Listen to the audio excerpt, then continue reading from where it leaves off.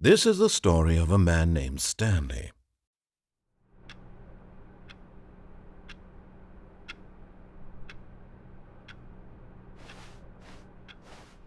All of his co-workers were gone. What could it mean? Stanley decided to go to the meeting room. Perhaps he had simply missed a memo.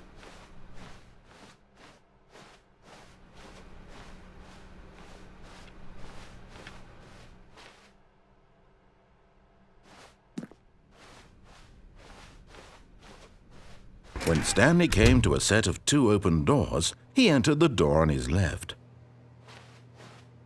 This was not the correct way to the meeting room, and Stanley knew it perfectly well.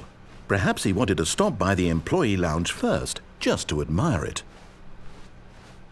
Ah, yes, truly a room worth admiring. It had really been worth the detour after all, just to spend a few moments here in this immaculate, beautifully constructed room. Stanley simply stood here, drinking it all in.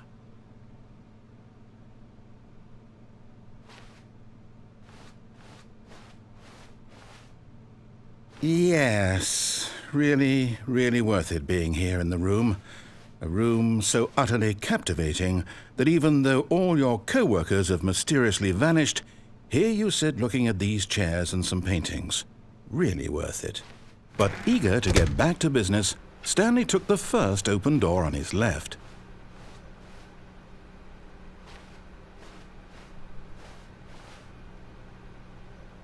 Stanley was so bad at following directions, it's incredible he wasn't fired years ago.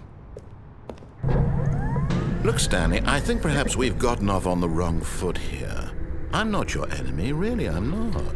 I realize that investing your trust in someone else can be difficult, but the fact is that the story has been about nothing but you all this time. There's someone you've been neglecting, Stanley. Someone you've forgotten about.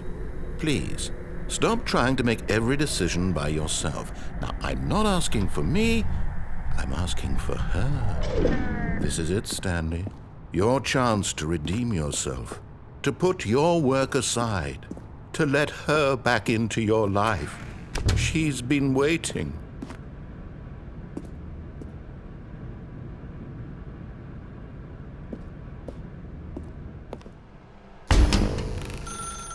That's her, Stanley. You need to be the one to do this, to reach out to her. If you...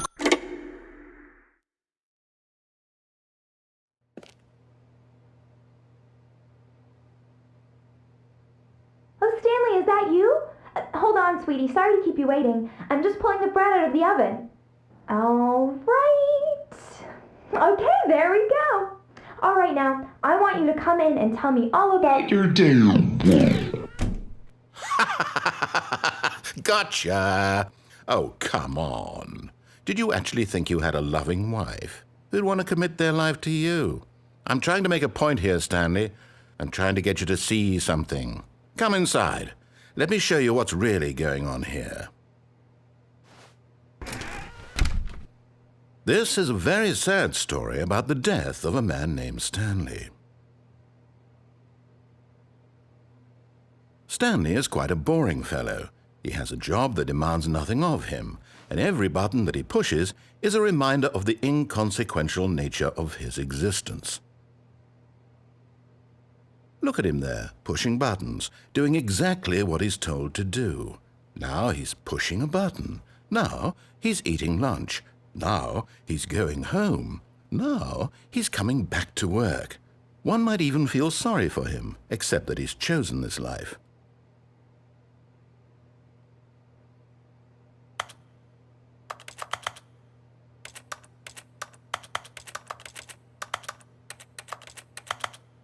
But in his mind, he can go on fantastic adventures.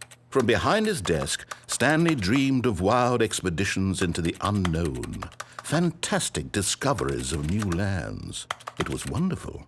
And each day that he returned to work was a reminder that none of it would ever happen to him.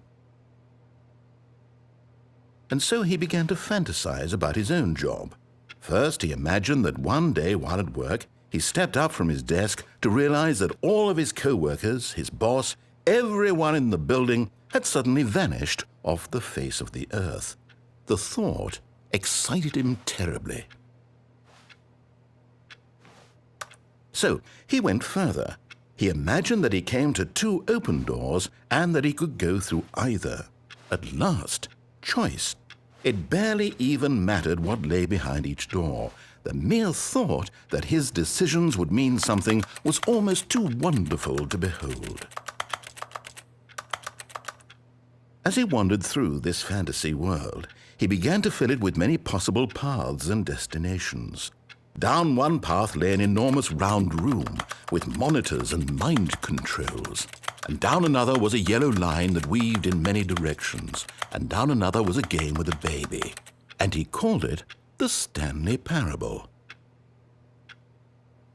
It was such a wonderful fantasy, and so in his head he relived it again, and then again, and again, over and over, wishing beyond hope that it would never end, that he might always feel this free.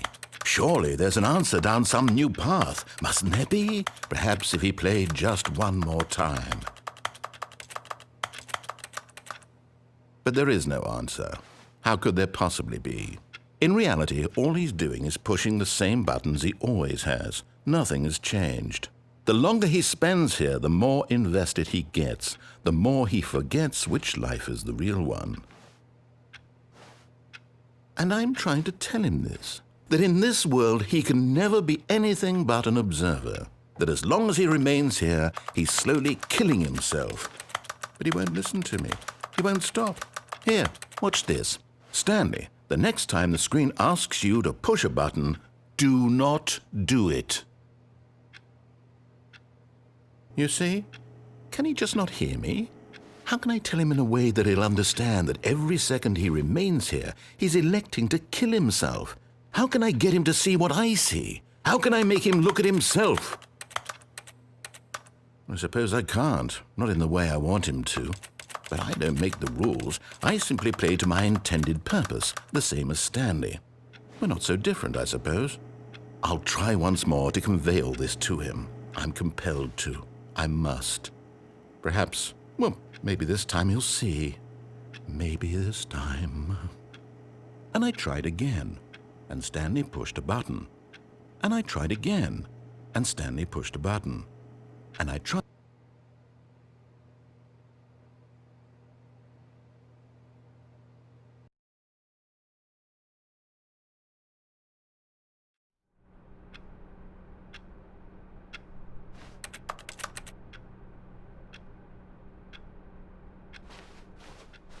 All of his co-workers were gone. What could it mean? Stanley decided to go to the meeting room. Perhaps he had simply missed a memo.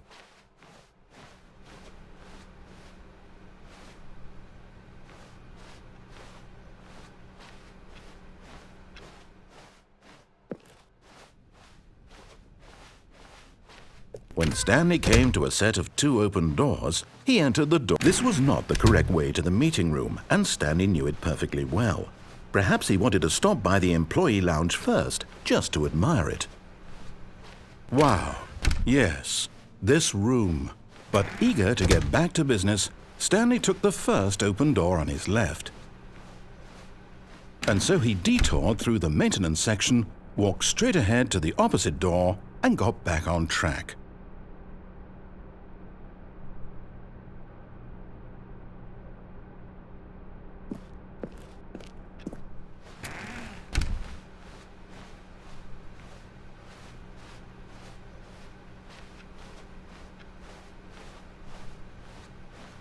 Yet there was not a single person here either. Feeling a wave of disbelief, Stanley decided to go up to his boss's office, hoping he might find an answer there.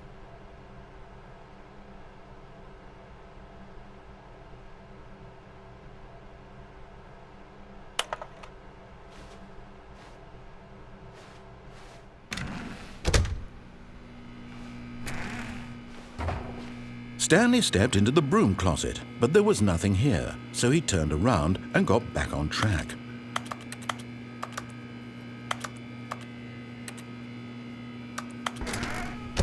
There was nothing here. No choice to make, no path to follow, just an empty broom closet. No reason to still be here.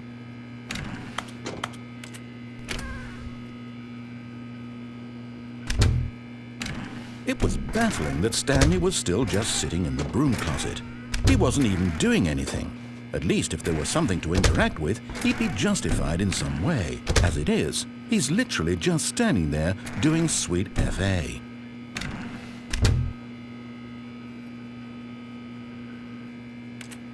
Are you really still in the broom closet?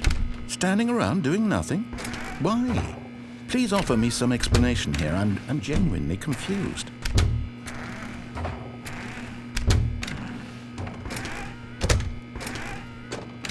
You do realize there's no choice or anything in here, right? If I'd said Stanley walked past the broom closet, at least you would have had a reason for exploring it to find out. But it didn't even occur to me because literally this closet is of absolutely no significance to the story whatsoever. I never would have thought to mention it.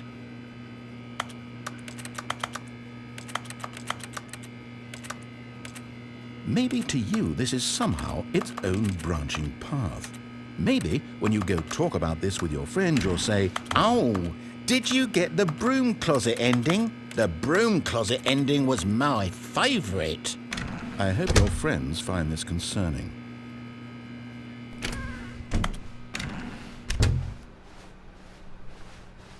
Coming to a staircase, Stanley walked upstairs to his boss's office.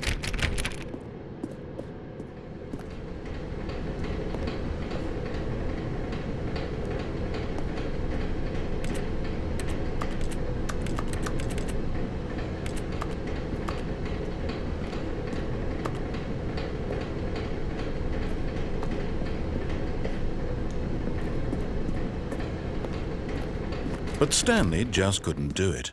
He considered the possibility of facing his boss, admitting he had left his post during work hours. He might be fired for that. And in such a competitive economy, why had he taken that risk? All because he believed everyone had vanished? His boss would think he was crazy. And then something occurred to Stanley. Maybe, he thought to himself, maybe I am crazy. All of my co-workers blinking mysteriously out of existence in a single moment for no reason at all? None of it made any logical sense. And as Stanley pondered this, he began to make other strange observations. For example, why couldn't he see his feet when he looked down? Why did doors close automatically behind him wherever he went? And for that matter, these rooms were starting to look pretty familiar. Were they simply repeating? No, Stanley said to himself, this is all too strange. This can't be real. And at last, he came to the conclusion that had been on the tip of his tongue. He just hadn't found the words for it. "I'm dreaming!" he yelled. "This is all a dream." Oh, what a relief Stanley felt to have finally found an answer, an explanation. His co-workers weren't actually gone. He wasn't going to lose his job. He wasn't crazy after all. And he thought to himself, I suppose I'll wake up soon.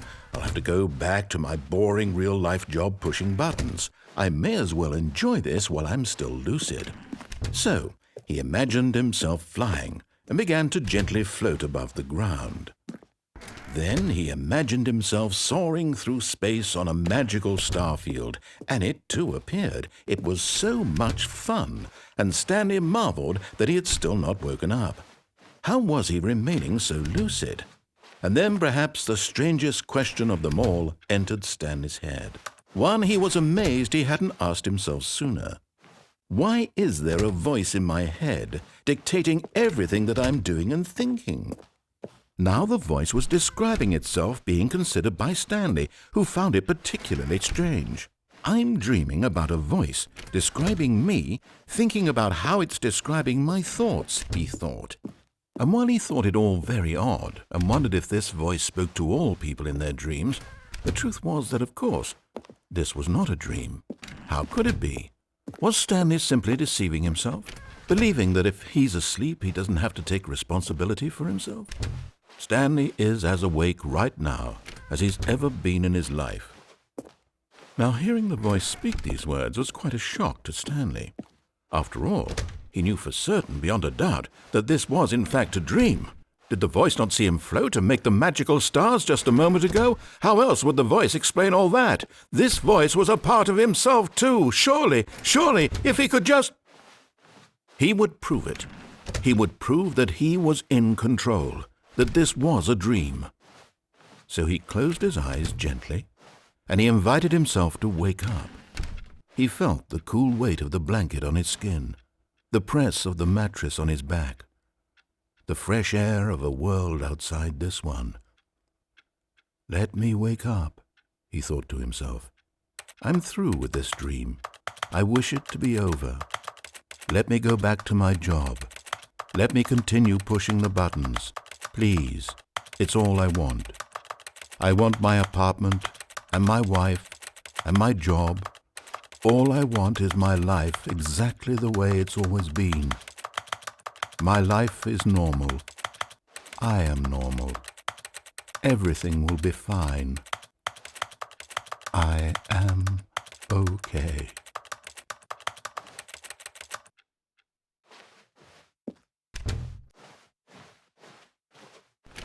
Stanley began screaming. Please, someone, wake me up. My name is Stanley. I have a boss. I have an office. I am real. Please, just someone tell me I am real. I must be real. I must be. Can anyone hear my voice? Who am I? Who am I? And everything went black.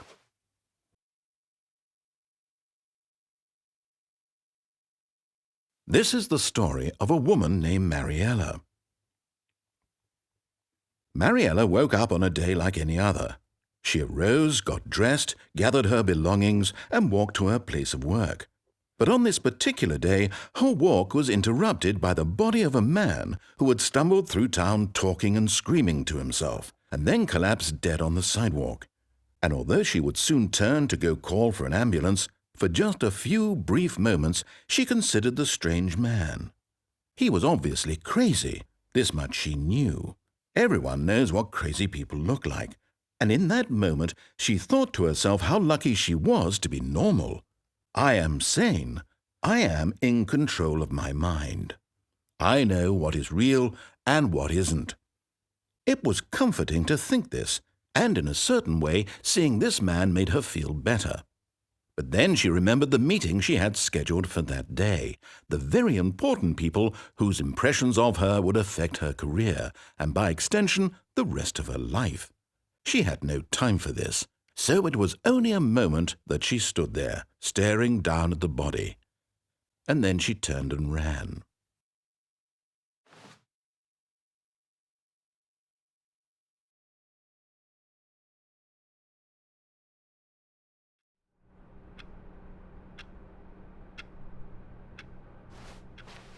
All of his co-workers were gone.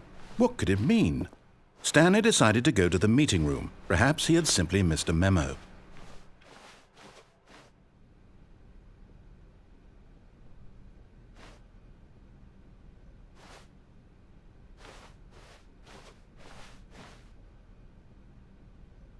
When Stanley came to a set of 2 open doors, he entered the door on his left.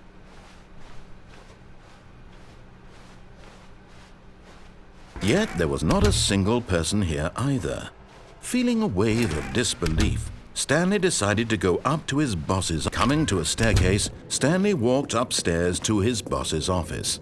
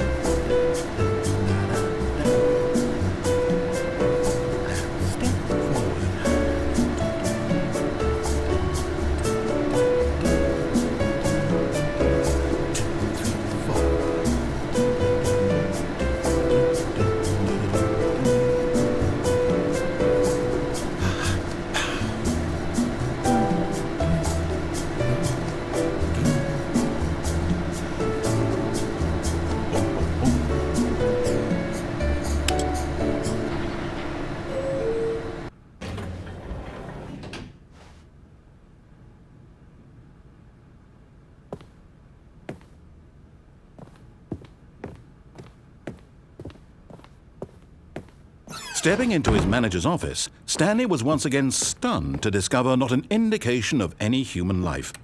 Shocked, unraveled, Stanley wondered in disbelief who orchestrated this. What dark secret was being held from him? What he could not have known was that the keypad behind the boss's desk guarded the terrible truth that his boss had been keeping from him. And so the boss had assigned it an extra secret PIN number, 2845. But of course, Stanley couldn't possibly have known this. Yet incredibly, by simply pushing random buttons on the keypad, Stanley happened to input the correct code by sheer luck. Amazing. He stepped into the newly opened passageway.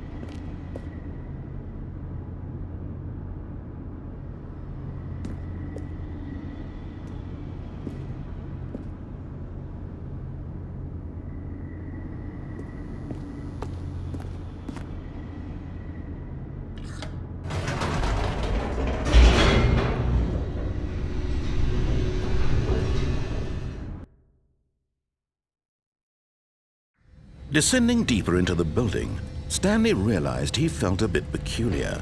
It was a stirring of emotion in his chest, as though he felt more free to think for himself, to question the nature of his job. Why did he feel this now, when for years it had never occurred to him? This question would not go unanswered for long.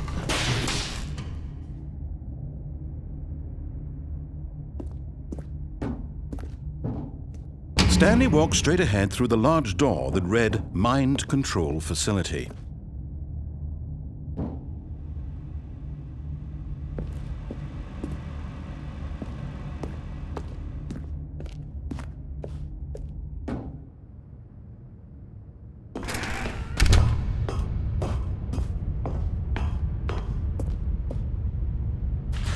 The lights rose on an enormous room packed with television screens.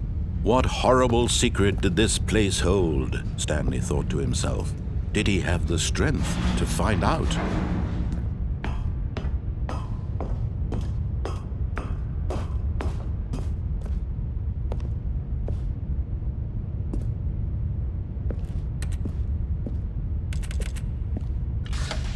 Now the monitors jumped to life, their true nature revealed. Each bore the number of an employee in the building. Stanley's co-workers, the lives of so many individuals reduced to images on a screen, and Stanley, one of them, eternally monitored in this place where freedom meant nothing.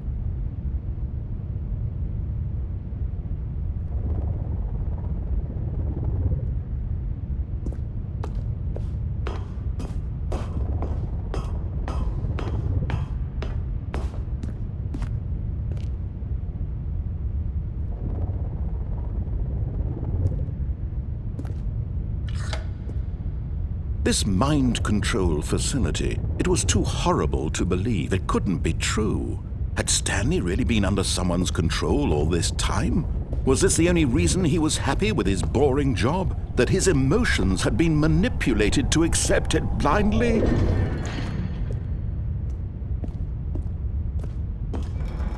No, he refused to believe it. He couldn't accept it. His own life in someone else's control? Never! It was unthinkable, wasn't it? Was it even possible? Had he truly spent his entire life utterly blind to the world? But here was the proof, the heart of the operation.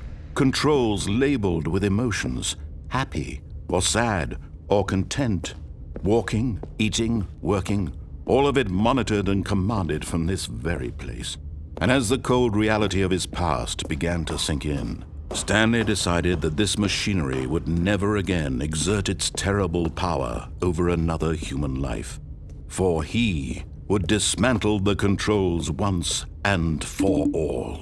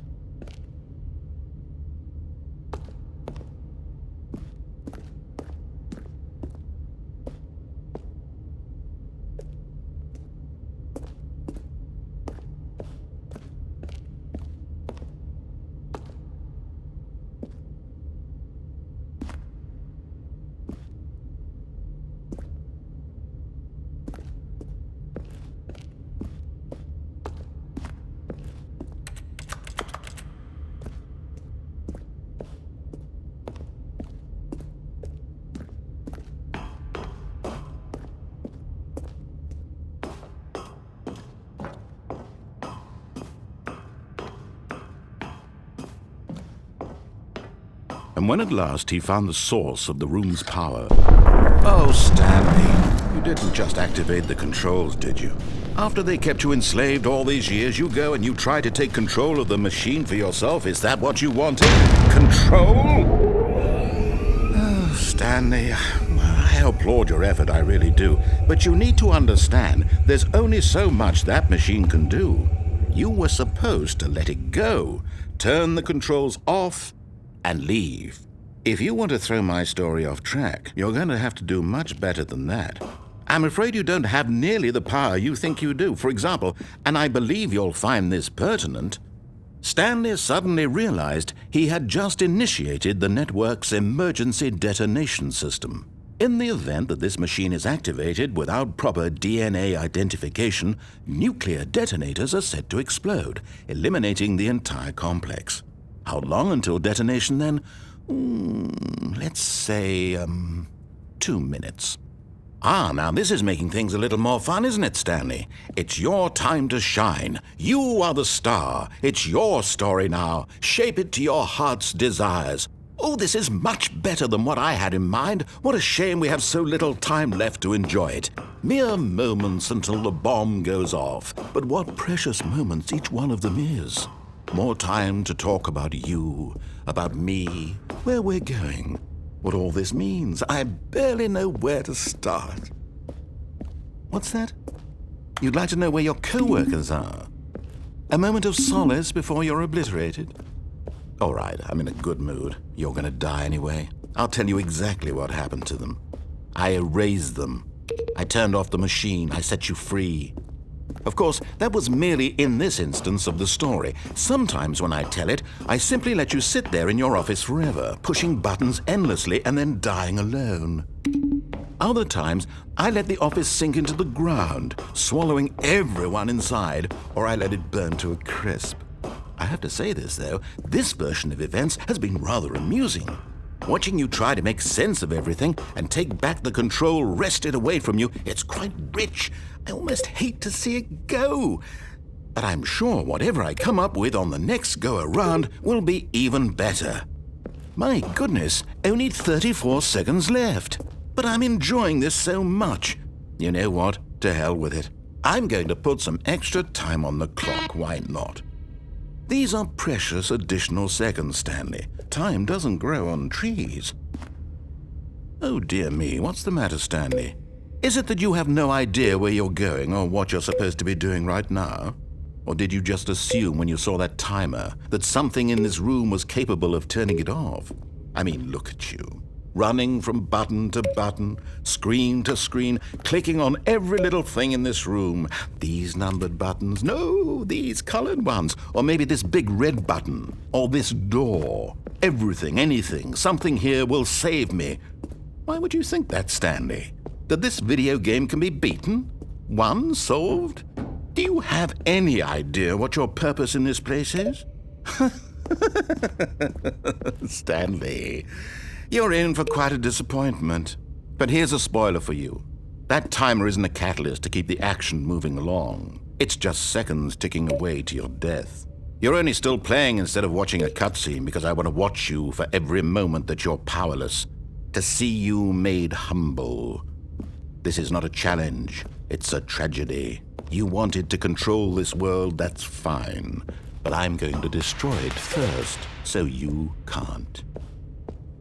Take a look at the clock, Stanley. That's 30 seconds you have left to struggle. 30 seconds until a big boom and then nothing. No ending here, just you being blown to pieces. Will you cling desperately to your frail life, or will you let it go peacefully? Another choice. Make it count. Or don't. It's all the same to me, all a part of the joke. And believe me, I will be laughing at every second of your inevitable life from the moment we fade in until the moment I say, happily ever up.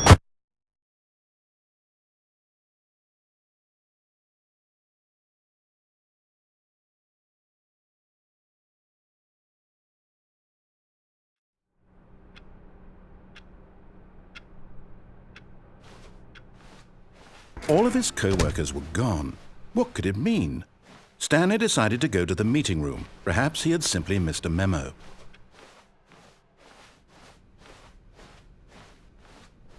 When Stanley came to a set of 2 open doors, this was not the correct way to the meeting room, and Stanley knew it perfectly well. Perhaps he wanted to stop by the employee lounge first, just to admire it. The lounge was sublime, a work of art. But eager to get back to business, Stanley took the first open door on his left. And so he detoured through the maintenance section, walked straight ahead to the opposite door, and got back on track.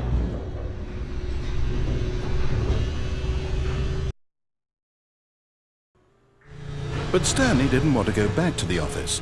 He wanted to wander about and get even further off track. So now in order to get back, he needed to go, from here, it's, Oh, no, it's to the right, my mistake. No, not the right. Why would I have ever said it was to the right? What was I thinking? It's clearly... Oh dear, would you hold on for a minute, please? Now, let's see, we went down right, left, down, left, right. Yep, okay, yes. I've got it now. This story is absolutely, definitely this way.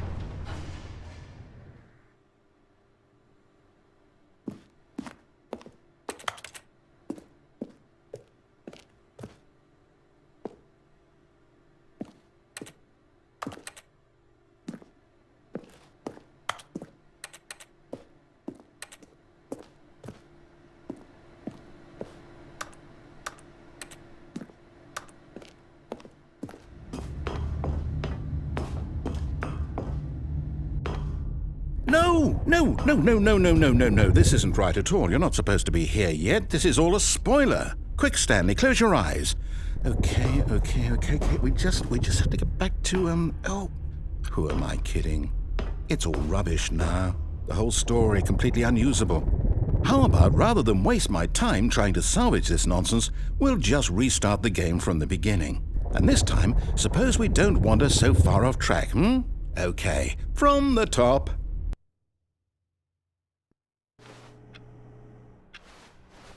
All of his co-workers were gone.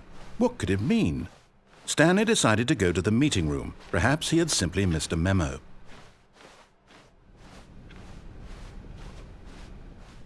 When Stanley... Wait, what? No, I restarted. I swear, I definitely restarted the game over, completely fresh. Everything should be... Oh, did something change?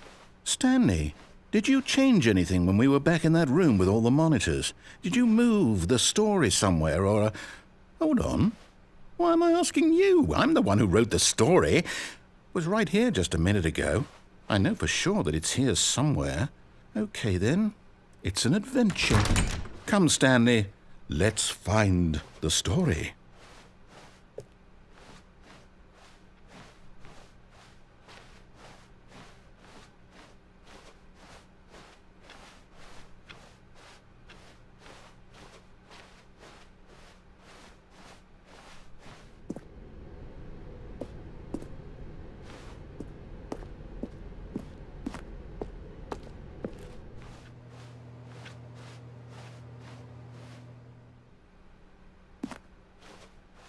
I'll say it. This is the worst adventure I've ever been on. I can promise you there definitely was a story here before. Do we need to restart the game again? Well, I find it unlikely that we'll ever progress by starting over and over again, but it's got to be better than this. Okay, let's give it a shot. Why not?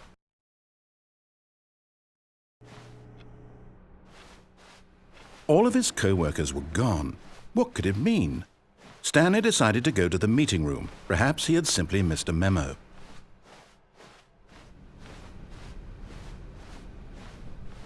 Okay, yep, it's worse. I might be remembering this wrong. It's possible the story is back where we just came from. Why don't we go back the other direction and see if we missed anything?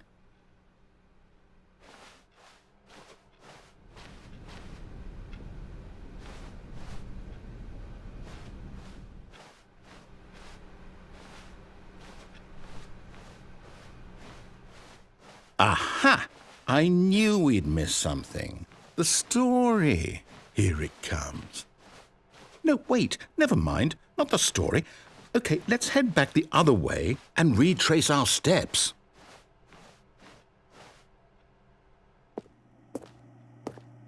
Now this...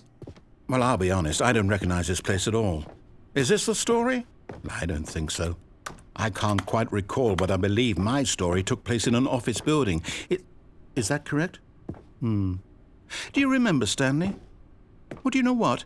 Since I've completely forgotten what we were supposed to be doing, how about this? You win! Congratulations! I know you put in a lot of hard work, and it really paid off, so good job. Oh, no. No, I don't feel right about this at all. We both know you didn't put in any actual work for that win. Some people win fair and square, and this was not one of those situations. Okay, I'm getting weirded out by whatever this place is. I don't care what might happen this time. I have to restart.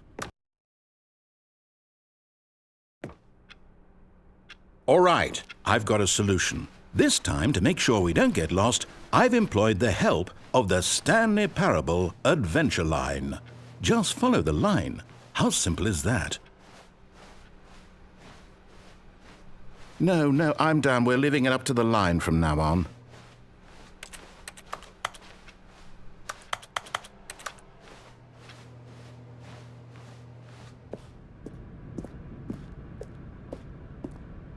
You see? The line knows where the story is. It's over in this direction.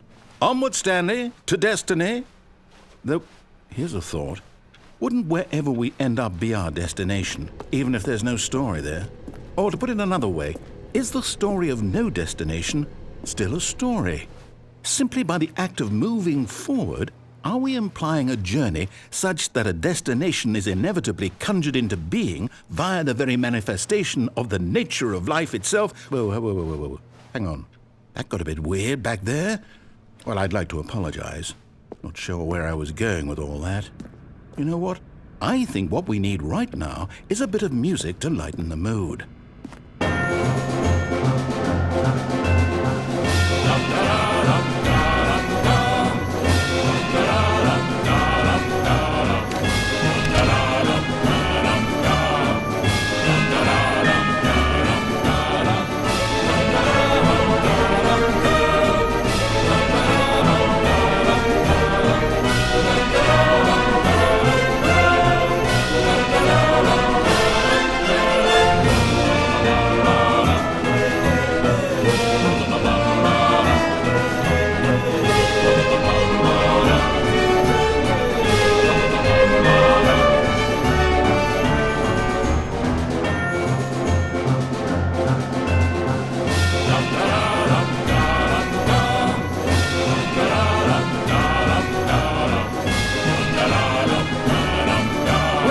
cut the music, go back and look at that fern. Stanley, this fern will be very important later in the story. Make sure you study it closely and remember it carefully. You won't want to miss anything.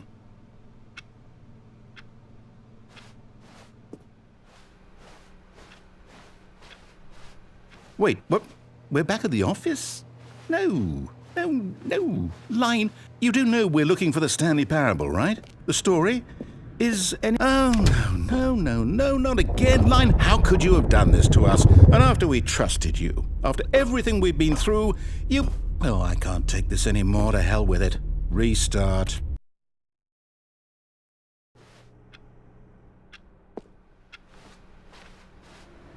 You know what, Stanley? I say forget the adventure line. What's it ever done for us? We're intelligent people, right? Why can't we make up our own story? Something exciting, daring, mysterious. Ooh, this all sounds perfectly doable. Why don't we simply start wandering in, well, I don't know. How about this direction?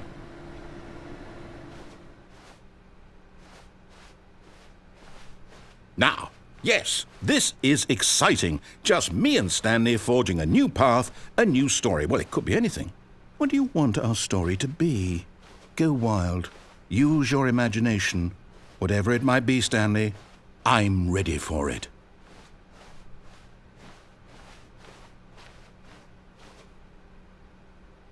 Oh, no, not you again. Stanley, I'd also like to veto the line from having any role in our awesome new story.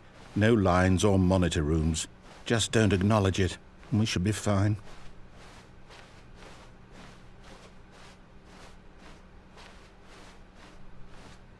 Ah, a choice. We get to make a decision.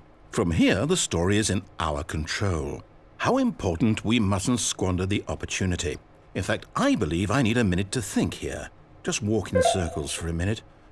Okay, so I know that each door has to lead somewhere, which means that somewhere, the place where we're trying to go, there must be a reverse door that leads here.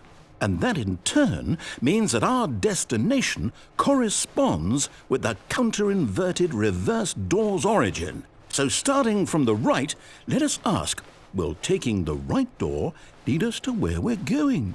And since the answer is clearly yes, then by all accounts, the door on the right is the correct one. Another victory for logic. Come, Stanley, our destiny awaits.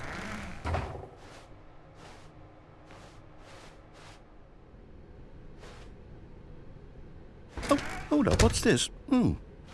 The confusion ending. You're telling me that's what this is? It's all one giant ending? And we're supposed to restart the game, what, eight times? That's really how all this goes? It's all determined? So now, according to the schedule, I restart again. Then what? Am I just supposed to forget? Well, what if I don't want to forget? My mind goes blank simply because it's written here on this thing, wall. Well, who consulted me? Why don't I get to decide? Why don't I get a say in all of this? Is it really?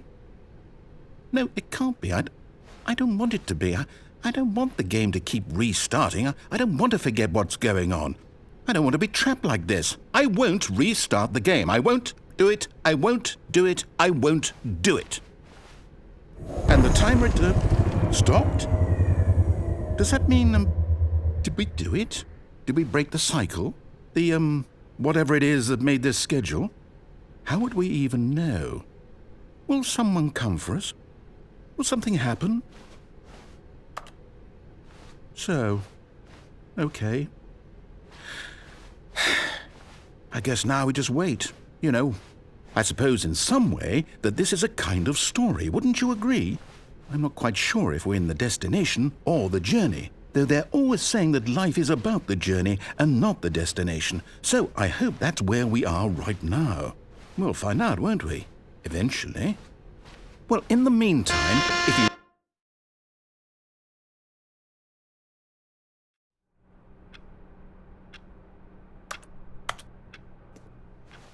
All of his co-workers were gone. What could it mean? Stanley decided to go to the meeting room. Perhaps he had simply missed a memo.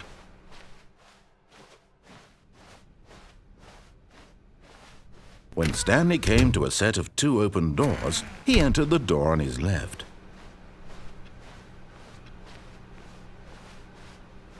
Yet there was not a single person here either. Feeling a wave of disbelief, Stanley decided to go up to his boss's office, hoping he might find an answer there.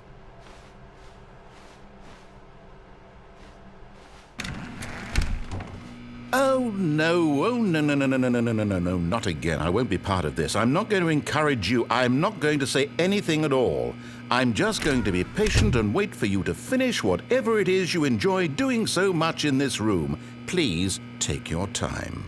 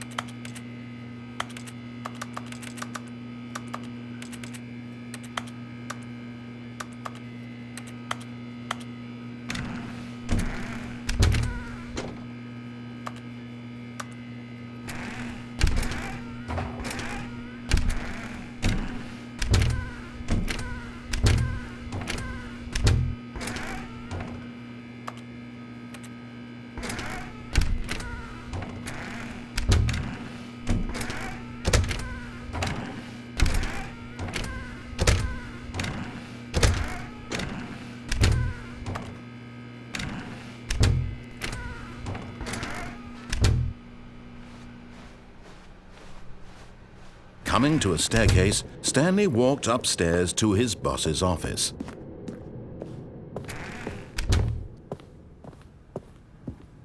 Stepping into his manager's office, Stanley was once again stunned to discover not an indication of any human life. What could it? Stanley was in such a rush to get through the story as quickly as possible, he didn't even have a single minute to just let the narrator talk. That kind of anxiety isn't healthy. So he relaxed for a few moments with some calming New Age music.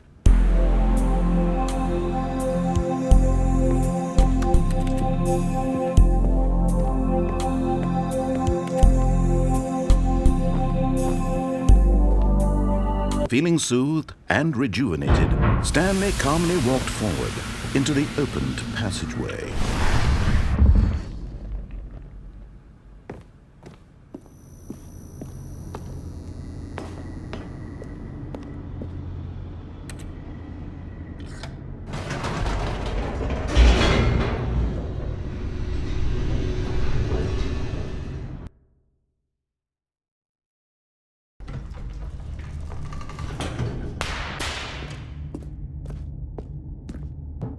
Stanley walked straight ahead through the large door that read Mind Control Facility. Although this passageway had the word escape written on it, the truth was that at the end of this hall, Stanley would meet his violent death.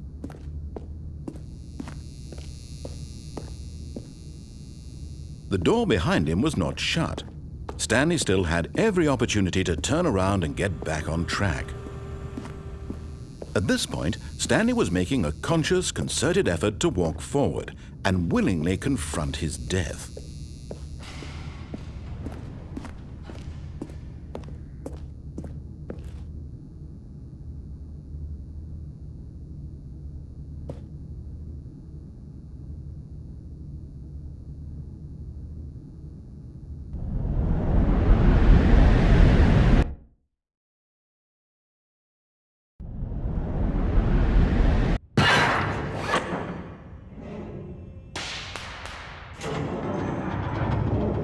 As the machine whirred into motion and Stanley was inched closer and closer to his demise, he reflected that his life had been of no consequence whatsoever.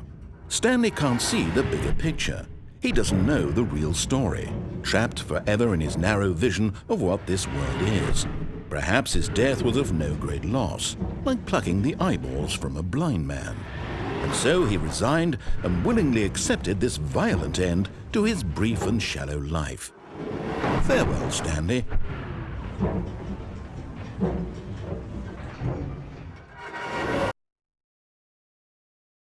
"Farewell, Stanley," cried the narrator, as Stanley was led helplessly into the enormous metal jaws.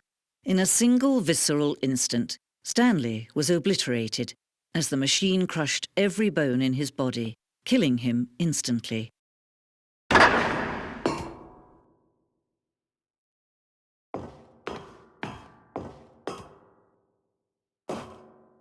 And yet it would be just a few minutes before Stanley would restart the game, back in his office, as alive as ever. What exactly did the narrator think he was going to accomplish? When every path you can walk has been created for you long in advance, death becomes meaningless, making life the same. Do you see now? Do you see that Stanley was already dead from the moment he hit start?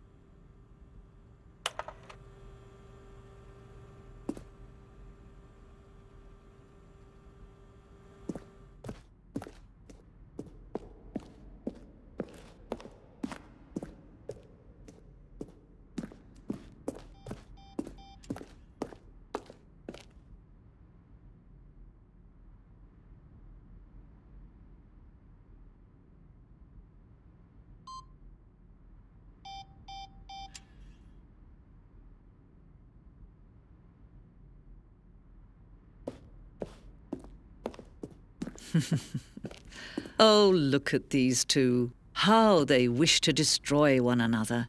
How they wish to control one another. How they both wish to be free. Can you see? Can you see how much they need one another? No, perhaps not. Sometimes these things cannot be seen. But listen to me. You can still save those two. You can stop the program before they both fail. Turn off your PlayStation. There's no other way to beat this game. As long as you move forward, you'll be walking someone else's path. Stop now and it'll be your only true choice. Whatever you do, choose it. Don't let time choose for you. Don't let time...